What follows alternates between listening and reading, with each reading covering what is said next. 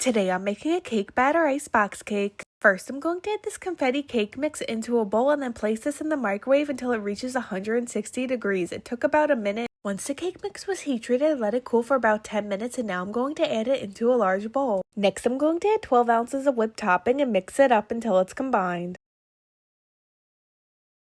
Then I'm going to add some rainbow sprinkles and then mix this up with a hand mixer until it's smooth.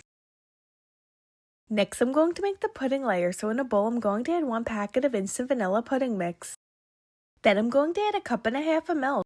Then mix that up until the pudding thickens and then put this in the fridge for 5 minutes. After the 5 minutes, add 4 ounces of whipped topping and fold that in. Now it's time to build the icebox cake, so in an 8x8 pan I'm going to add half of the pudding and spread it out. Next I'm going to add 5 of these frosted sugar cookies. Next, I'm going to add half of the cake batter topping and spread that out. Next, I'm going to add the rest of the pudding and spread that out. Then I'm going to add 5 more sugar cookies. Next, I'm going to add the rest of the cake batter topping and spread that out.